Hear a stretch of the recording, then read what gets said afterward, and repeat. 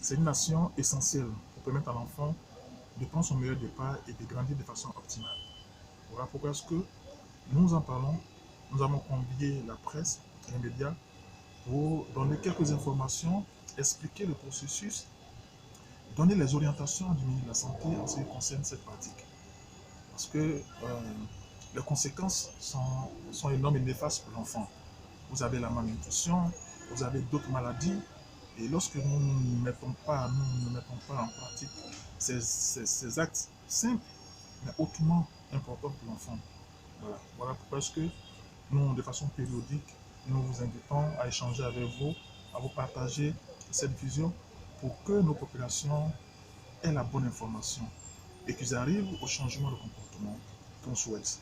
Aujourd'hui, nous avons dans notre plan multisectoriel de nutrition des résultats à atteindre. Nous devons arriver d'ici 2 ans, c'est en 2020, à accroître le taux d'allaitement exclusif à 50%. Aujourd'hui, nous sommes à 23,5%, ce qui est encore faible. Et quand on voit le gain, quand on voit ce qu'on gagne à cette pratique, nous ne devons pas hésiter. Voilà pourquoi est-ce que nous utilisons tous les voies et moyens, toutes les cibles, toutes les personnes,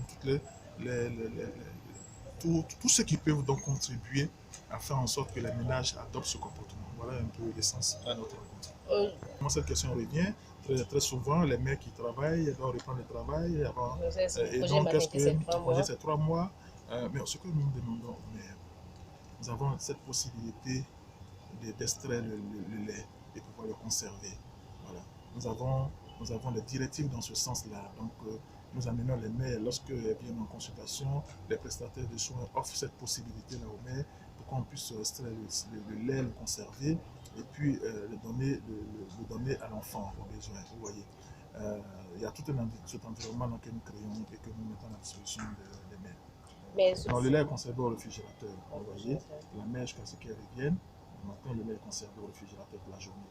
Vous voyez, l'enfant, donc jusqu'à ce que la mère revienne et qu'elle puisse se péter, donc la journée est conservée. Voilà, le lendemain, la maman dit le lait est conservé. Donc c'est des cycles, donc il n'y a pas de.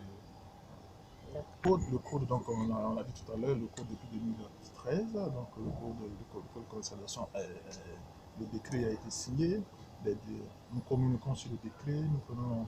Aujourd'hui, il doit y avoir donc les tests d'application qui vont permettre de dire dans les détails quelles sont les dispositions, mais la plupart des opérateurs prennent des dispositions, pour se conformer au code.